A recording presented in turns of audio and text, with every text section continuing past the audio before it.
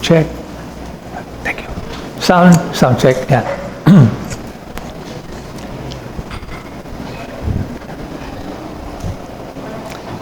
Ayan, magandang umaga sa ating lahat mga kapatid, at welcome sa ating patuloy na pag-aaral sa mga issues na nakakaapekto sa ating lipunan na ating ginagalawan. Kahit tayong mga mananampalataya, meron din tayong ginagalawan, of course, na lipunan. At yun nga, isa sa mga nais natin ay mas maging aware tayo sa mga issues na ito. Lalo na yung mga kabataan, maraming kabataan sa atin at may mga kinakaharap sila, maaaring nasa kolehiyo sila, nasa high school pa lang sila, pero may mga maaaring alam na rin nila itong mga issues na ito.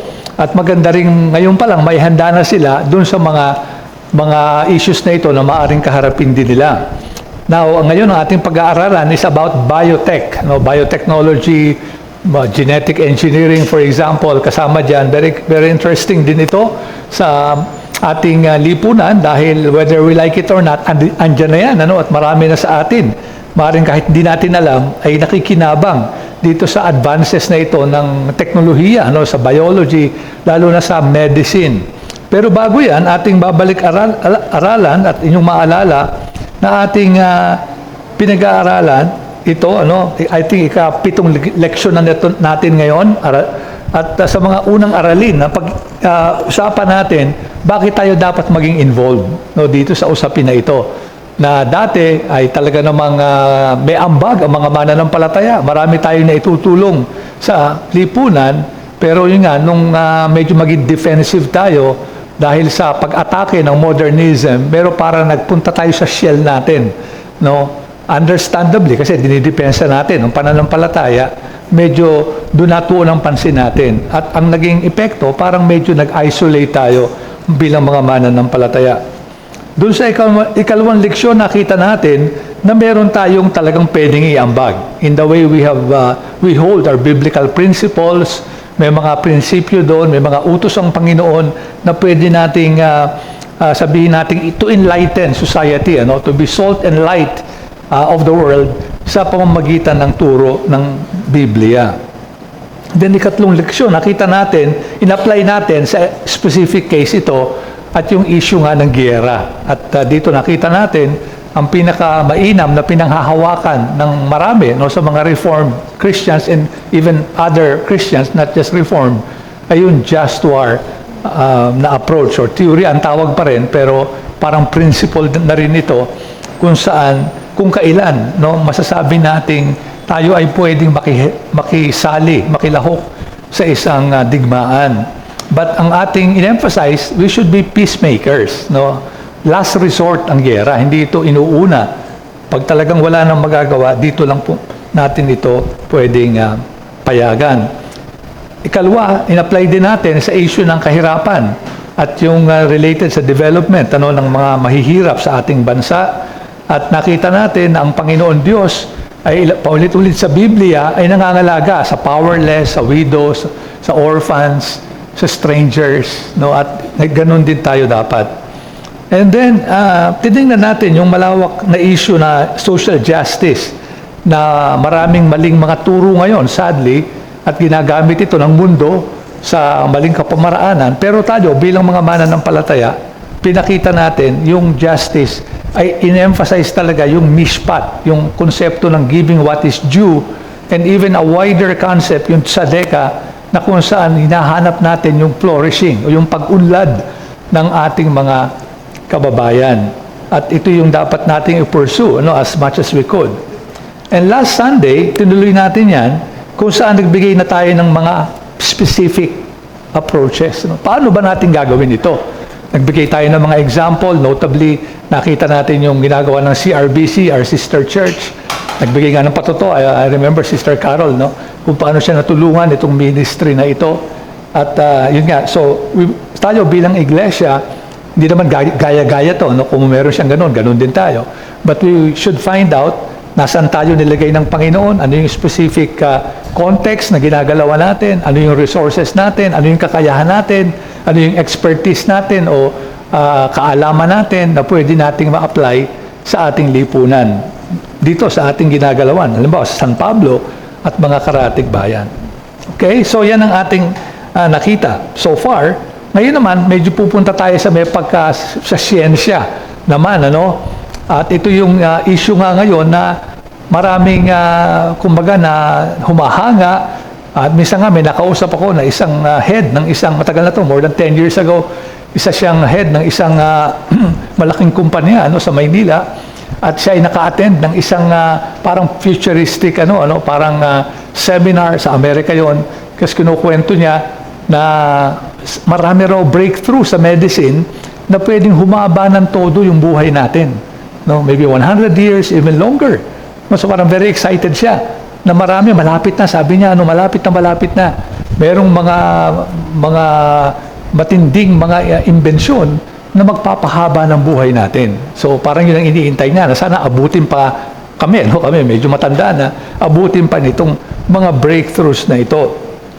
At just recently, kung inyong maalala, yung COVID-19 vaccine, lalo na yung Pfizer, kung naalala nyo, saka Moderna, di ba marami sa atin, yung mga nagpa-vaccine, talagang gustong-gusto na, Pfizer ang mapatapat sa akin, no?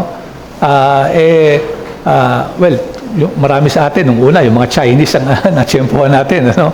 At later na lang tayo kung nakaabot pa man tayo.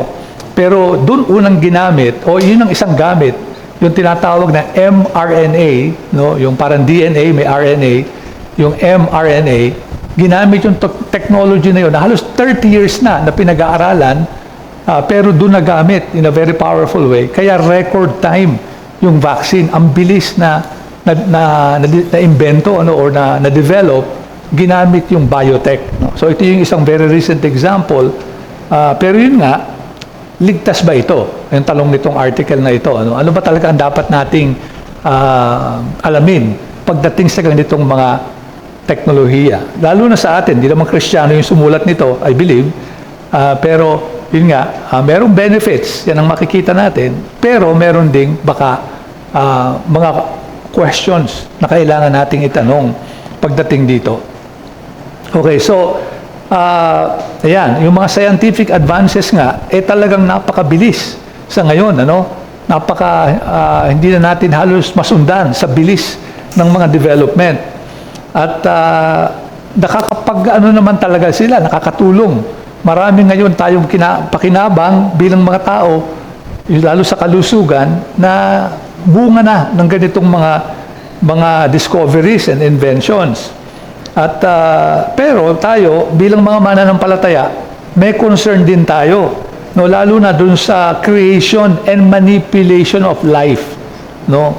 Ando na tayo sa stage ngayon na halos parang pwede nang gumawa ng buhay at i-manipulate, no, yung ating mga genes, yung mga pinaka-building blocks ng ating pagkatao, pwede nang i-manipulate ngayon, gaya ng alam nung lalo na yung mga estudyante sa ating kalagitnaan, baka malamang ay kanila na itong pinag-aaralan, no, sa kanilang mga subjects ngayon.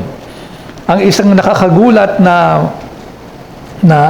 pangyayari ay noong naganap, no, noong 1978, no, itong si Louis Brown na ngayon almost 50 years old na, no, kasi 2026 na.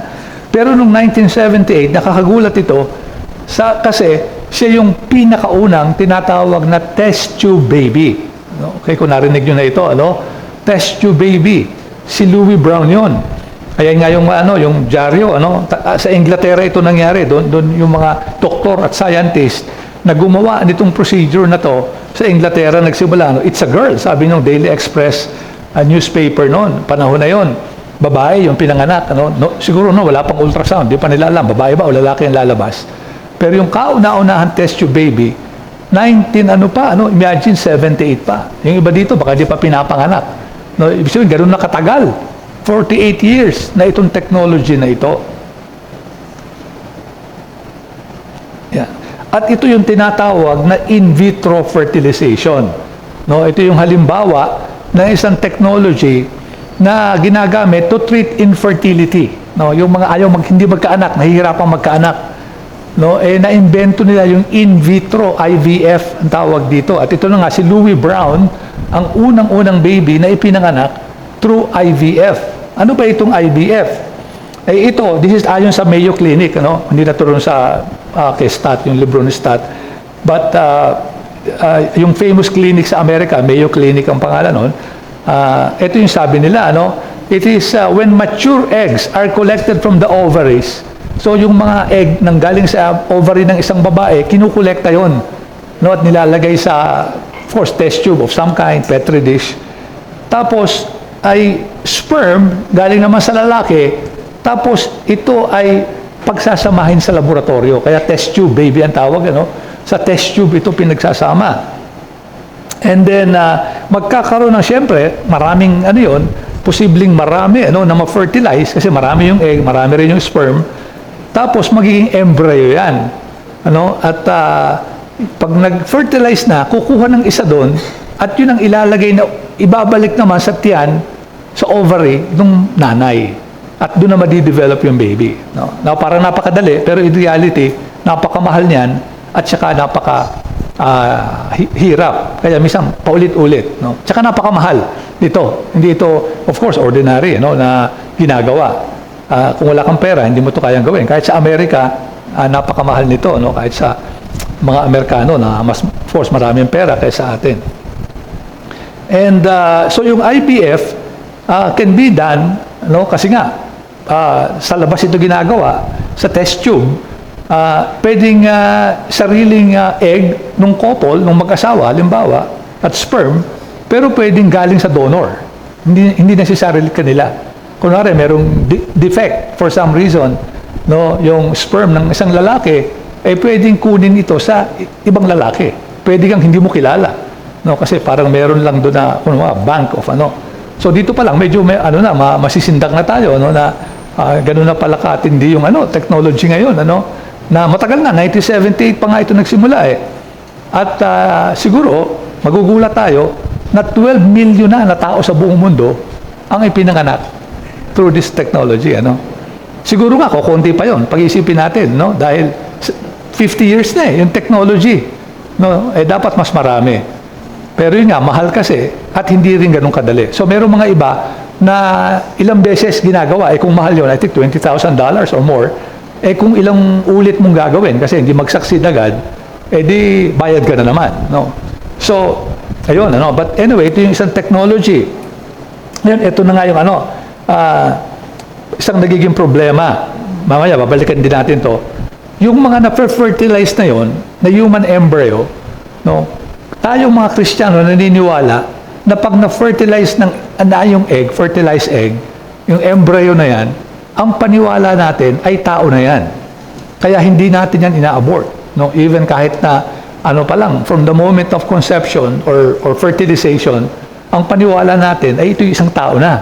Kaya hindi tayo pabor sa abortion. No? Kahit na yung tinatawag na yung, kunwari, ngayon nangyari, kunwari, merong nagkaroon ng ng sexual encounter, ngayon, bukas uminom ng gamot, kung may fertilized egg na yun, paniwala natin, abortifacient yun, no? Ito yung nagkukos ng abortion. So ito pa lang, medyo kasi ang dami nung ma-fertilize So, ang tatanungin natin, anong gagawin doon sa hindi inilagay? Ayun. So, pwedeng itapo na yon, pero mamaya, makikita natin, ginagamit din yon doon naman sa stem cell na tinatawag, research and treatment. No, kaya yung stem cell konektado dito sa itong mga embryo na ito na na-fertilize outside the womb, no? So ayun, doon pa lang medyo tutuusin, parang minamanipulate na, makikita natin yung mismong building blocks of life. So kaya ang nakakagulat dito ay ang isang bata, isang baby ay pwedeng magkaroon na ng at least 3 magulang o 3 nanay, no? Yung genetic mother, yung pinagmula ng egg, na posibleng hindi yun yung paglalagyan, yung carrying mother, pwede kasing ipa-carry mo na sa iba ngayon, di ba? Dahil, okay, hindi ka pwedeng for some reason, pregnant, may problema ka, sige, ikaw na muna mag-carry, no? At pwede mong bayaran or i-compensate yung carrying mother na siyang manganganak for you, at pwedeng iba pa rin yung social mother. Halimbawa, inampon, no? So, hindi siya yung donor, hindi rin siya yung nagdala, pero yung baby, siya yung magpapalaki. So, pwedeng tatlo yung nanay nung bata. Sino ba talagang nanay? Pag meron nga ako napanood na isang very interesting legal parang thriller na sa television na parang kine-claim nung parents yung baby na kasi nanggaling pala yung sperm nanggaling pala dun sa lalaki na nagkamali, hindi sinasadya, pero ang nanganak yung ibang babae na hindi silang mag-asawa. Ngayon, nag-aagawan sila. Kanino bang anak ito ngayon? Yung nagdala sa sinapupunan o yung naging source ng isang sperm? So, yung mga ganong legal case, kasi nga, ito ngayon yung binunga nitong ganitong klase ng teknolohiya. Now, another example is sex selection, yung pamimili ng gender ng magiging anak mo, no? At ito ay euphemistically, ayon dito sa website na New Hope Fertility. Ang ganda ng ang ganda ng pangalan ng website o ng clinic. Hindi ito Kristiyano, ito yung mga talagang mga actual clinic existing ngayon, na ang tawag nila ngayon ay family balancing. Grabe, family balancing. Bakit? Kasi kung may anak ka ng babae, ano yung gusto mo sana susunod mong anak? Lalaki. Kung babae na naman, baka hindi balanse. So, ang ganda, family balancing. Coupled with IVF, yung in vitro fertilization. Yung technology na to, pinagsama nila. Paano yan? Ano yung ginagawa nila? As implies, mamimili sila, mapipili na nila. Paano? So, 3 to 6 cells daw are removed from the embryo, according to the very website ito, nila mismo. So, yung embryo na yon, 3 to 6 cells kukunin nila using a laser and microscopic glass needle. So, in short, may high-tech na ginagamit sila. 3 to 6 ang kukunin nila, na cells na yon. Tapos, dun sa 3 to 6 na yon, titingnan nila ang gender nun. Kaya nilang tingnan, cell pa lang, kung magiging babae ba yun o lalaki. Remember, di ba, doon sa test tube ginawa, maraming fertilize doon. Kukuha sila 3. Tapos yung 3 na yun, doon nila titingnan ano ba ang cell nito. Hindi lang yun, pwede na nilang tingnan yung quality. Nung quality, yung pagkatao. Ito ba'y sakitin? Ito ba'y in fact, doon ito ginagamit, by the way, yung even bago ipanganak, pwede na nilang malaman, may predisposition ba ito para sa ganun sakit? So, another issue yun. Pwede ba nating tanggalin na? Kung may ganun, huwag na nating ituloy. Kasi nga, pwede na nating malaman even before. Pero in this case, titingnan na nila ano yung gender nung cell na yun pa lang, and yung pinaka-high quality ng desired sex. Kunwari, gusto mo nga babae o lalaki, yun na lang yung i-implant sa ovary ng babae. So, nag-improve, hindi na lang IVF, yung basta manganak, kahit ano yung gender, ngayon, mismong yung sex. Again, family balancing, ito yung euphemistic term, But basically, yun nga ang ginagawa nila. Ginagamit nila itong mga teknolohiya na ito. Okay, and then, another na medyo recent, ay yung cloning na tinatawag. Siguro yung iba sa inyo, kilala itong ship na to, Walang iba kundi si DALL-E. Buti wala si DALL-E rito, wala naman DALL-E rito, I hope, 1997, pinanganak si DALL-E. Kaya ito naging groundbreaking, yung mga medyo matanda na sa atin, dito, maaalala pa ito, dahil naging worldwide news ito, Kasi for the first time, ang isang mammal ay na-clone, Parehong-pareho. So, anong nangyari dyan? Kung mapapansin nyo doon sa bandang kanan, ay merong isang kumbaga, donor ng egg, Kaya kinuha yung cell niya, tapos yung egg na yon tinanggal yung nucleus, yung pinaka, kumbaga, utak o brain, na naandun yung genetic code, tinanggal yon. Tapos kumuha nung gusto nila, ito yung gusto nilang maklone, Ito yung si Finn Dorset, Scottish blackface, yung donor ng egg, pero yung gusto nilang maklone, itong si Finn Dorset, ito nga yung kamukha ni DALL-E. So, ang ginawa nila, kumuha naman sila doon ng nakalagay diyan, isang cell doon sa isa lang, doon sa donor na 'yon, isang cell lang kinuha nila 'yon. Tapos yung yung single cell na 'yon nilagay nila doon sa cell na wala ng nucleus. Wala na yung code. Tapos nilagyan nila nung cell nung gusto nila para yung code doon naman galing. So hindi na to egg and sperm, pansinin niyo. Kasi yung egg and sperm, lalaki babae, magkaiba yung source. Ito, isa lang. Isa lang. Wala na yung wala nang fertilization nangyari. Ang ginawa nila yung isang cell, isa lang na cell, nilagay doon sa cell na ito na egg na mag-multiply at ito na nga, nangyari, nag-multiply ito. Yun, dumami ng dumami. Tapos, nung medyo marami-rami na, inilagay sa, kumbaga, surrogate mother. Doon sa ovary nun. At doon siya nag-gestate or nag-mature hanggang ipinanganak siya, si Dolly, I think 5 months later. So, kaya walang fertilization na nangyari. Kasi dalawa yung source nung regular na fertilization, di ba? Mother and father. Ito, isa lang. Kasi blanco yung isa Binlanko. Tapos basta na lang isinyut yung which brings the question, kasi mammal ito. And tayo, ang classification natin, as you know, sa biology, mammal din tayo. Kaya, yun na nga, pumasok na yung tanong, can humans be cloned? Now, of course, bawal na bawal ito ngayon, pero may mga bansa ngayon na hindi malinaw, hindi ganun ang control, or sabihin natin, maaaring ang ethics nila ay hindi kagaya natin, Judeo-Christian tayo doon tayo nanggaling. Marami sa Western countries, ganun. Pero what if may mga countries ngayon, like yung mga communist countries, na hindi naniniwala sa Diyos? Ano yung kanilang rule o ano yung kanilang batas para pigilin yung research tungkol sa human cloning? Ayun yung mga takot ngayon. Na hindi natin alam. Siyempre, sikretong ginagawa yan. Hindi naman yan hayagan na ginagawa. Patago. So, kaya yan, yung isa pang technology, biotech, na talagang medyo yung life na, yung origin of life, ay kumbaga pinapakialma na ng mga scientists. Okay, and then finally, isa pang example ngayon, yung stem cell nga therapy. Ito galing naman to doon sa Mayo Clinic, na ano ba itong stem cell therapy na ngayon ay parang sinasabi nila, yan ang sagot sa maraming pagtanda, Alzheimer's, nakakalimot.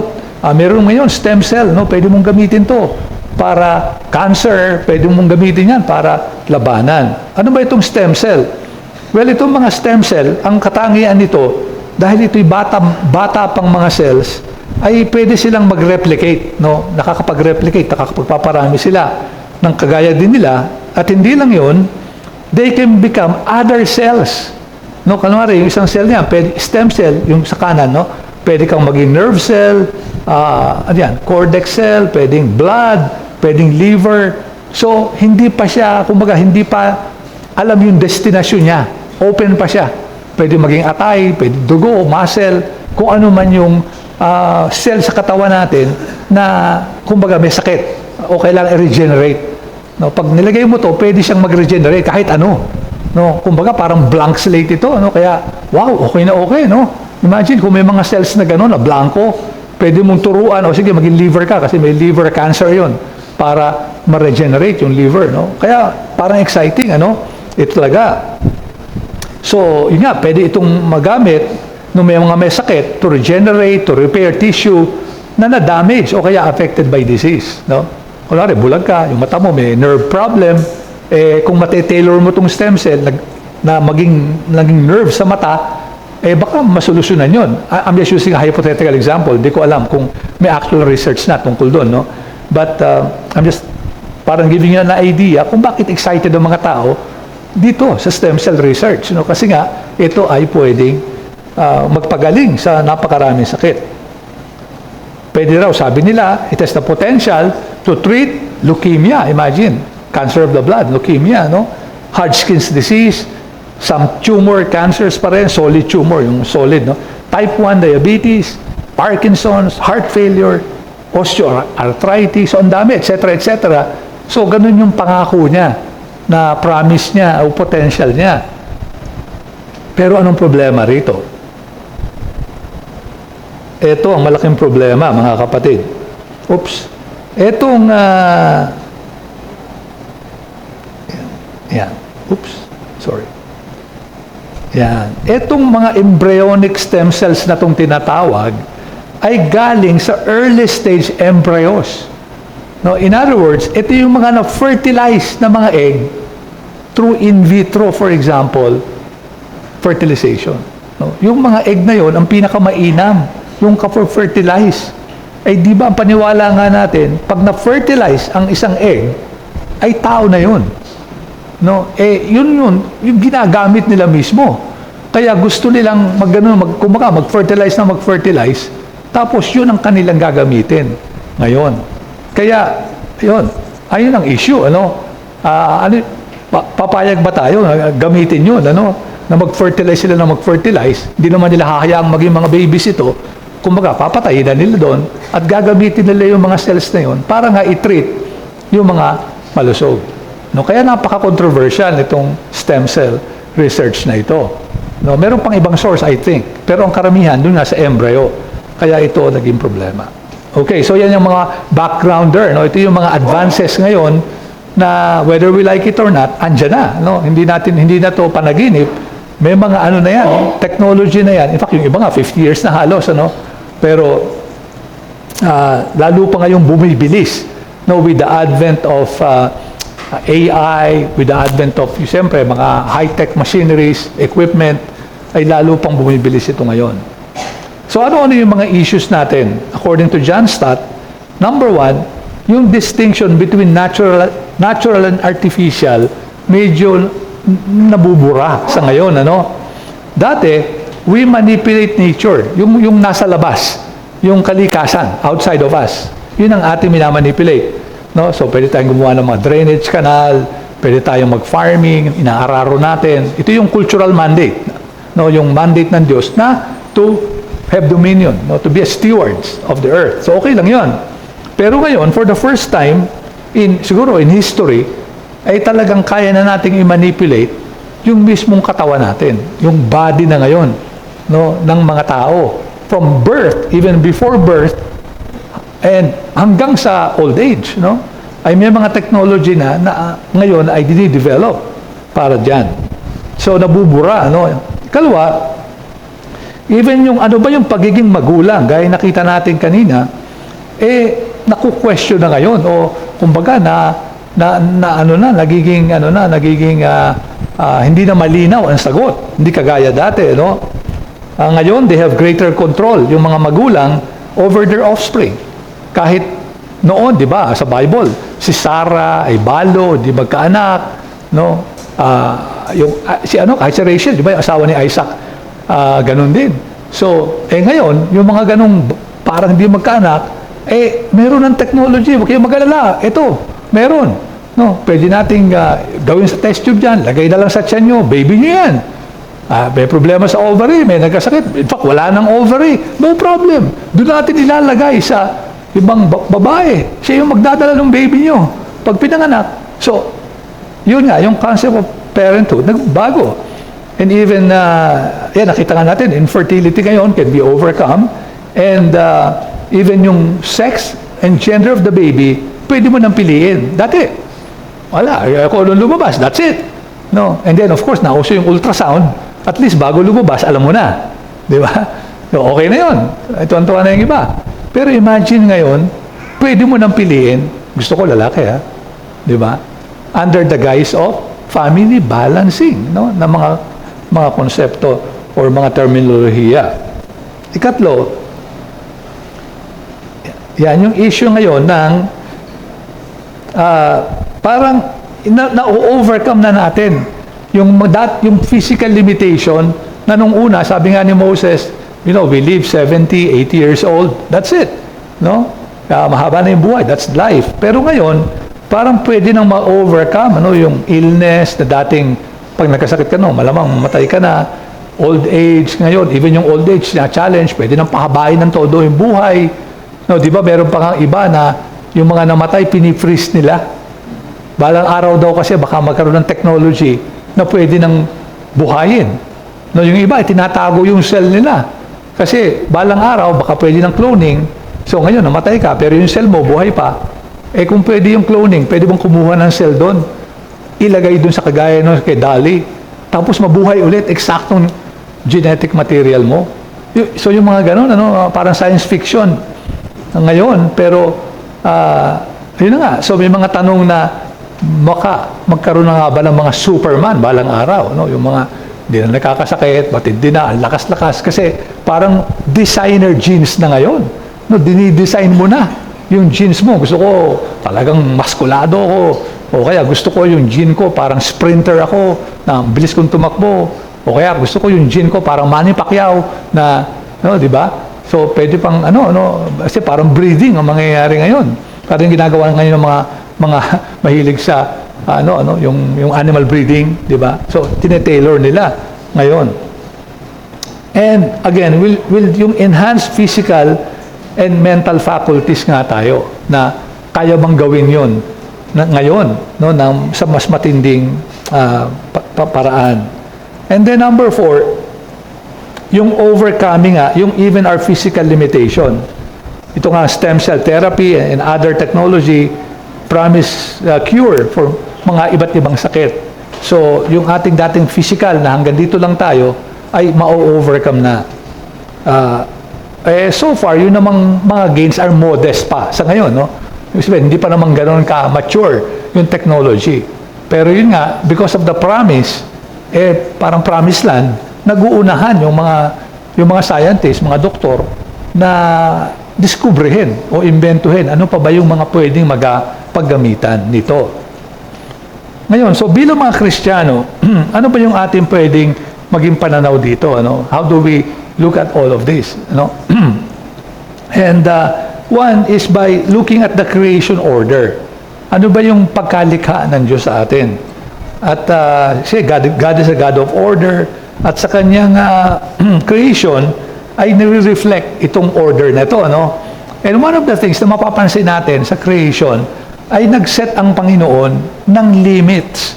Parang may mga limit na itinalagaan Diyos. Halimbawa, pagdating sa karagatan, sa Job 38 verse 8 and following, sabi diyan, or who shut, sabi ni Job, who shut in the sea with doors when it burst out of the womb?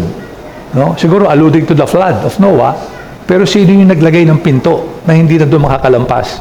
And prescribe limits for it and set bars and doors. So again, limits, shut the door, and verse 11, and said, thus far shall you come, no farther, and here shall your proud waves be stayed. Hanggang dyan ka lang dagat. Huwag ka lang lalampas. Hanggang dito ka lang. So parang sa mundo, mayroong order ang Diyos, at may limits na sinet ang Diyos. Ikalawa, pagdating sa tao, ay pakakaingat tayo. Kasi nga, tayo humans, we're created in the image of God. No? Ginawa tayong image ng Diyos no? And therefore, tayo ay hindi, sabi nga ni Stott, self-explanatory. Hindi tayo nag-i-explain ng sarili natin. Mayroong Diyos na siyang lumalang at siyang nag-reveal sino tayo. No? At yun nga, walang iba kundi tayo ay imahe niya, and therefore, ang ating meaning ay galing sa Creator. Kaya tayo mahalaga, hindi dahil sa sarili natin, kundi dahil kinreate tayo ng Diyos na makapangyarihan sa lahat. So, andun yung meaning natin. Andun yung identity natin as human beings. Yes, we have a degree of independence. Kasi nga, ginawa tayong di ba, viceroy, or parang vice king, or parang stewards of the world, no? Have dominion, no? Go and multiply. No, kumbaga, kumalat kayo at inyong parang sakupin, but more specifically inyong pangalagaan, stewards the creation. Yun ang ating cultural mandate. Pero malinaw din na merong limits, yung kaya nakita natin kanina, may limit ang ating authority. Si Jeremiah 10:23, I know, O Lord, that the way of man is not in himself, that it is not in man who walks to direct his steps. Hindi tayo nagsosolo na, bahala ka na. Wala ka ng bantay, wala ka ng limit, wala ka ng bakod, no? Or wala ka ng guardrails, no? Wala ka ng bakod na maggagabay sa iyo. Hindi naman ganoon, no? Paniwala natin, kaya nga may Biblia, andito yung gabay ng Panginoon kung ano yung dapat nating gawin. Ngayon, sa mundo, in the secular world, yung dignidad ng isang tao, dahil sa kanyang function Kung ano yung function mo, dignified. Kaya nga, kahit, I believe, for example, yung worst case na nangyari sa Nazi Germany, yung tingin nila dun sa mga wala ng function. Kunwari, matanda ka na, infirm ka na, parang wala ka ng value sa society. Kasi wala ka ng function tayo, hindi tayo naniniwala sa ganun. Ang tingin natin, ang dignity natin, comes from being image bearer. Kaya kahit na physically disabled, kahit na, kunwari, autistic, o kaya merong sakit na matindi, mentally challenged, we believe meron yung dignity. Kailangan natin pangalagaan yung buhay. Kahit matanda na, wala na naiambag, nakahiga na lang, bedridden, pero image of God pa rin yan. So may dignity pa rin. Ginagalang natin. Hindi natin sinasabing wala ng kabuluhan yung tao na yun. Ayan. So, yun nga, even the sick, the infirm, may dignity sila. Image of God. Then, next, the effects of the fall. Dapat number 3 na pala to, no? So, dahil sa fall, pagbagsak sa kasalanan, ay nagsimula nang tayong mamatay. So, naniniwala tayo na yung kamatayan ay talagang it's the wages of sin, is death. So, hindi pwedeng mawala yung kamatayan hanggat tayo makasalanan. The only way, di ba, death, where is thy sting? Now, where is your victory? Magyayari lang yan sa resurrection. Pero ngayon, talagang merong kamatayan. In fact, the whole creation suffers with us. The whole creation groans, sabi ni Paul, Romans 8. And one result of this fear, ang isang resulta nito, yung takot. Lalo na yung takot sa kamatayan. Di ba? Who, in Hebrews, di ba, nabasa natin, who all their lives have fear of death. Yun yung isang matinding takot natin. Ayaw man nating aminin, may takot tayo sa kamatayan. Kaya nga yung mga matatapang, yung sa mga giyera, nagbabarila na tapos biglang susugod kahit mapatay. Pag minsan yung mga ganon, kaya nila ginagawa yun, may takot sila sa kamatayan. Kaya pag minsan sinasabi na, sige na, bahala na, ito na yun. Kumbaga, parang pinipilit nilang i-overcome yung takot nila sa kamatayan. And so in God's providence, yung kamatayan kasi can be a merciful release dito nga sa fallen and decaying body. Di ba? Di ba yung iba, kaya sabi ng iba, ay namahinga na siya. Kasi alam nila, nahirap na yung tao. At yung kamatayan, parang merciful release rin from the pain and travails of this life. Kaya parang ito talaga yung pinlano ng Diyos. So yung medisina at yung mga healthcare, may limits yan. Kahit mga doktor, alam yan. Hindi nila pwedeng prolong ang buhay forever. Darating yung point na talagang kailangan ng wala nang magagawa ang medisina para sa isang tao. So, in short, clearly from the Bible, we are destined to die. The wages of sin is death. So, hindi natin pwedeng pigilan ang bagay na ito. At yung Tower of Babel reminds us na itong teknolohiya ay pwedeng gamitin para magrebelde sa Diyos. Kasi pag sinabi ng Diyos, the wages of sin is death, pwede tayo magrebelde. Hindi, lalabanan namin yan. Gagawa kami ng technology, pipigilin namin yan. So wala nang wages of sin. So in a way, pwedeng gamitin ng technology para sa ganito. But this will ultimately fail. Kasi nga sa Tower of Babel, ito na nga nangyari. Pinigil ng Diyos ang bagay. So hinusgahan sila. Dahil dito sa ginawa nilang, nag-unite sila, at yung technology nila, ang galing, nakarating sa langit yung building nila, but ito ay winasak ng Panginoon Diyos. And then number 4, the incarnation and resurrection of Christ, ay mahalaga natin tandaan, may bearing ito dito, sa usapin na ito. Sa incarnation ng Panginoon, at sa death and resurrection of the Lord, ay dito na re-establish and na-fulfill No, of course, hindi pa tapos ang kwento, pero dito, ito yung first fruit ng mangyayari sa atin, yung nangyayari sa ating Panginoong Jesus. Hindi tayo inabandon ng Diyos. Yan ang makikita natin. Pag pinadala niya ang mugtong na anak para sa ating kaligtasan. So Christians therefore should treat the body with special respect. Kasi ang Panginoon nag-incarnate. Yung body natin, di ba, incarne, karne. Di ba? Karne, Latin yung word na Latin or Spanish, meat, no? Parang naging flesh, kagaya natin. Kaya ang Panginoon mismo, yung body natin, in a way, dinignify nung incarnation. Kasi nagkatawang tao mismo ang Panginoon eh. So because of this is the form kung saan nagkatawang tao nga ang ating Panginoong Jesucristo. At yung resurrection niya, ang nagbibigay ng hope sa atin for transformation and restoration. So hindi medicine. Hindi tayo umaasa sa biotechnology o kung anong mga teknolohiya para burahin ang epekto ng kasalanan. Kundi umaasa tayo dun sa hope na naki Kristo. Na pagbalik niya, yun nga, magkakaroon tayo ng glorious body, 1 Corinthians 15. Okay, finally, lastly, second to last, I should say, number 5 na to, no? Yung medical technology, ito ba ay for restoration or enhancement? Yun ang isang mahalagang tanong. Na-damage tayo ng fall, meron lang medicine. Meron lang medisina for restoration or preservation. No? Kunwari, may sakit ka, may lagnat ka, meron lang medicine. Bibigyan tayong gamot para makarecover tayo. So, ito yung restoration, ano? Even yung preservation ng health. Para hindi tayo magkasakit. So, kumakain tayo ng masustansya, papagamot tayo, meron tayong check-up regularly. So, yan ay part of the common grace na ibinigay ng Diyos para sa lahat ng tao. But, never against the original intention of the Creator. Hindi natin lalabanan yung intensyon sa atin ng lumalang. Technologies that aim to restore may be ethical, yung nagre-restore, nagkasakit ka, restore ka, pero yung therapies that aim to enhance beyond the limits set by the Creator, parang tagilid na tayo dyan, no? Or laban na tayo dyan.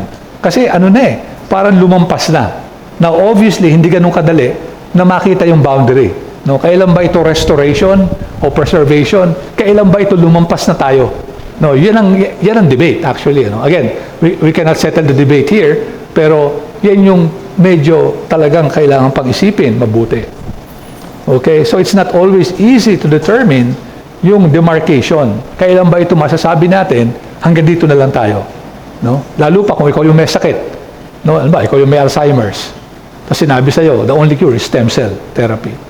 Eh alam mo, galing yun sa mga embryo na fertilized, na hinarvest. Ano magiging tingin natin doon? No? So pag naharap tayo sa ganung problema, yun na, doon na natin makikita yung yung tension. Ngayon, parang may theoretical lang, pero pag nakaharap na tayo sa ganun, o kaya isa kang barren woman, no, hindi ka magkaanak, sinabi sa'yo, okay, here's IVF. In fact, yung ating kapatid, Jonathan, yung anak namin, meron silang isang kwento lang niya, isang kilala sila na Kristiyano, no, member sila ng church, pero ito yung struggle nila. No? At in fact, parang nagpapa-IVF sila. So, how do you deal with that? No? Sa ganung couple na talagang wala namang ibang gusto, kundi magkaanak at mag-raise ng family. No? So, again, dun yung mga difficult questions. And finally, parenthood. No, sa original creation, yung anak, yung baby, is a gift. No? Parang a mysterious, in a way, other, na biglang magkakaroon ka ng, imagine nyo, yan, si Olivia, nasa likod, na meron dalawang lalaki at babae, na all of a sudden, may dala sila na galing sa kanila, pero hindi totally sila. No? Kasi nga, alam natin, iba na yung gene makeup niya. At equal in significance. No? Bagamat baby pa, pero kapantay nila. Kapantay na natin. Dahil tao na yan eh. So, kapantay na natin ng pagiging tao. No? So, napaka-mysterious. No? Pero with embryo selection, yung reproductive cloning na sinasabi natin, yung baby ngayon, parang commodity na lang na pwede mong orderin. No? By order na lang. No? Di ka magkaanak, no worries. Ito, may technology tayo. No? So, ang daming matanda ka na, di mo kaya, etc. Well, let's find a carrier. Siya ang magdadala ng baby mo. Di ba? Kaya yung mga iba, ganoon ang ginagawa. Kunwari, babae sila, di pa nila alam, gusto nilang magkaanak o hindi, ipipreserve nila yung egg cell nila. No? Dadalhin na, meron mga clinic. I don't know kung meron sa Pilipinas, pero sa Amerika, meron ka doon, pwede mo doon i-deposit, kumbaga yung egg mo, balang araw, 10 years from now, hindi ka na magkakaanak, pero naisip mo, gusto ko na maging magulang. Then, they can get that same egg. Para, in fact, bigyan ka ng anak, kahit ikaw ay past the, yung mother. So, grabe na yung, And finally, just to wrap this up, there are no easy solutions to the challenge and questions. Huwag natin isipin, ang purpose lang natin ngayon, magising tayo kung hindi pa natin ito naiisip, na may mga ganitong ethical issues ngayon because nga antindi ng advancement ng medical technology sa ating kapanahunan. Hindi pa natin discuss yung mga genetic engineering, genetic manipulation. So, ang dami, And tayo, bilang mga mananampalataya, we need to struggle together as a Christian community, in trying to understand more clearly ano ba itong mga nangyayaring ito. Kailangan tayong makipag-usap sa kapwa natin Kristiyano, isipin natin yung mga ethicists, yung mga nag-aaral ng ethics, yung mga sabihin natin even theologians na nag-iisip tungkol dito. At again, huwag natin kalimutan, yung huli, we need to empathize doon sa mga pipilit na magkaroon ng anak o kaya may mga sakit na nag-struggle dahil sa sakit.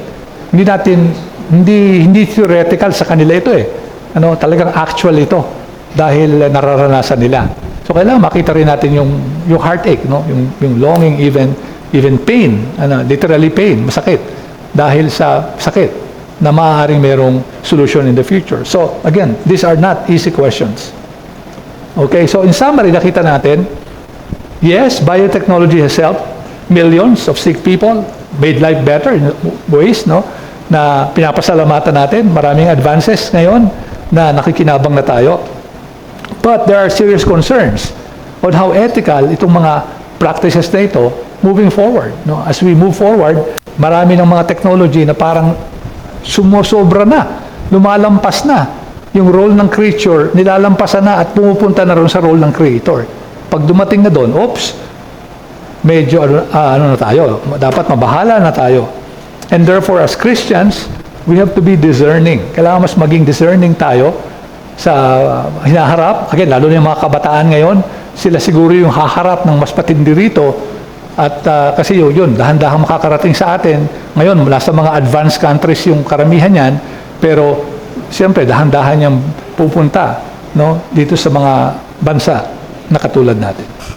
And so with that, meron tayong about 7 minutes of time left. Kung meron kayong mga katanungan, comments, unahin natin dito, Brother Derek. Brad? Hello po. Yan. Pastor, thank you po dun sa topic. Though, nasa middle po nung nadatnan ko as biyahe namin. Though, ang isa pong naging reflection ko is more of yung attempt ng tao when it comes to be the God of his own or her own. Na parang, di ba po dati pag halimbawa nanonood tayo ng sine, may mga branding na sci-fi. Yeah. Di ba po? Science fiction. Yes. Pero ngayon po kasi, parang yun nga, nagkakaroon na ng possibility yung mga parang pinoportray noon. Hindi ko pa alam kung na-illustrate nyo kanina or kung nabanggit nyo po earlier. Pero di ba po, kung familiar po kayo kay Brian Johnson, si Brian Johnson po ay isang biotech hacker. And gusto niyang humaba yung buhay niya ng hanggang 160 years old. Okay. Nag-spend po siya ng millions and millions para humaba yung buhay niya. Pero it turns out, parang last month lang nabalita na instead na humaba, nagkaroon siya ng autoimmune disease. Apo. So, just para lang ma-attain yung goal niya na umabot ng 160. Pero dahil nga dun sa reality na hindi mo kayang i-overcome yung effects ng sin. So, mas mapapadali pa po yung buhay niya because of the situation. So, yun lang po, Pastor. Thank you for that very perfect example na akala ng tao kaya niya, pero yun nga, dumating yung God-ordained limits. Okay, other thoughts? Muna si Deacon Jojo, then Sister Mel. Meron pa ba yan?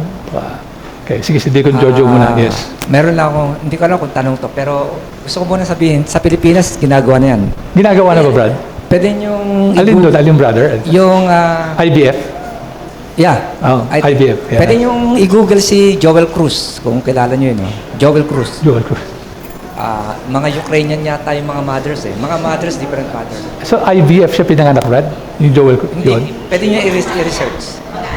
Mga anak niya. Mga anak niya, mga Okay. anak niya. Yeah. And then, yung stem cell, meron na sa atin.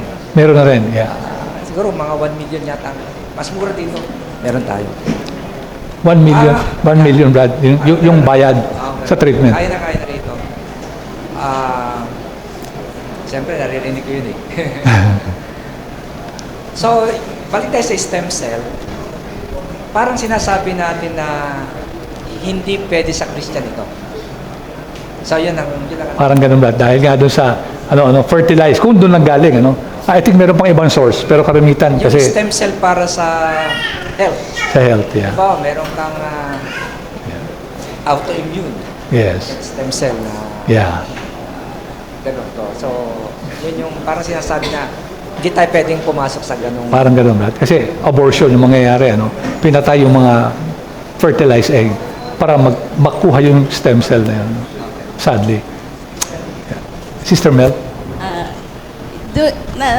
Nung una kong narinig yung stem cell ay kasi talagang sa ideal condition ng isang tao, nagpo-produce tayo sa bone marrow natin ng stem cell. Yan. At totoo na kung saan may diferensya, kung ano yung kailangang i-repair, halimbawa may heart condition tayo, talagang yung stem cell sa ideal condition ay magre-repair ng cell na heart Yes. ang ipoproduce Yes. niya. Ganon siya kinreate ng Diyos na yung part ng immune system natin na nagre-repair talaga siya kung saan Yes. tayo may diferensya. Yes. So, kung titingnan natin, talaga namang nagpo-produce tayo. So, talagang sa providence ng Lord, kung Ando na, sa yes. atin, kaya nating mag-produce ng magre-repair ng sila na cell dun sa katawan Yes. natin. Ang isang nangyari dun sa stem cell naman, hindi dun siya kinukuha sa halimbawa bagong anak, kinukuha yung stem cell galing sa umbilical cord, tapos ini-store nila, pero Yeah. gagamitin dun din sa tao na Okay. kakasakit. Parang ganon yung Yes. isang idea. So, doon parang walang masyadong ethical issue. Tama. Magandang point yun. Ayun, yun yung mga other sources of stem cell. Yung sinasabi ni Mel. That's a very good example. Okay, sige. Sino pa? Meron pa tumaas ng kamay? Brad Marlon dito. At si Eliza ba? Okay. Siguro last na itong dalawa, Marlon and then Sister Eliza. Okay po. Pastor, thank you po dun sa, sa pagtuturo po. May tanong lang po. Napatingin ako sa aking professional license, driver license. Kasi may nakalagay dun, di ba, na kung after mo pwede kang mag-donate or hindi mag-donate. Yes. Since parang yung mga napapag-usapan medyo advanced pa yon, so naisip ko kung ano yung mga current na nangyayari na sa Pilipinas. Sir, Pastor, ano kaya po yung ating magiging stand pagdating po sa mga organ donor po? Or donate, parang ganun po. Kung yun po ang aking tanong. Yan Yes. po. Okay. I think okay lang yung organ donation, Kasi in fact, napakaganda nun. If you're willing to donate, para may makinabang sa ating organ, kung talagang tayo, of course, mamatay na, So, yeah, thank you for that. And then last, Eliza, sister. Ay, walang tunog. Walang sound. Yan. Hello, ayun. Thank you po, Pastor. Ang question ko po is, ano po kaya yung mga biblical ways or tamang mindset po sa mga halimbawa po, single women or couple na hindi talaga magkaanak Yeah. na yun po para kasi given po yung na-topic kanina about biotech, parang may ethical issues po talaga yung IVF, yung other na topic pa rin po kanina. So ano po kaya yung advice nyo sa mga single women or couple na talagang gusto pong magkaanak? Okay, so of course, I'm not a doctor, so ito, take it with a grain of salt, sister. But ang ma-advise ko is, hindi naman kung hindi magkaanak, wala nang magagawa. No, maraming mga possible reasons kung bakit hindi nangyayari yon. One is stress, yung pinaka-common ngayon dahil nga maraming stressful jobs ngayon. In fact, may mga pinapayuhan na medyo mamahinga muna, avoid stress para yun nga magkaroon ng anak. Then the other is baka merong mga problem associated with yung fertility with their lalaki o babae na pwedeng masolusyonan through medicine. Naalala ko yung isang kapitbahay namin years ago, decades ago na to, na yung lalaki parang may problema. So nagpa-opera pa siya, naalala ko kasi nasa kapitbahay lang namin, meron siyang parang incision. So nagpa-opera talaga siya para nga ma-overcome kung ano man yun. Hindi ko alam ang details pero ang alam ko lang yun nga, nagpa-treat siya.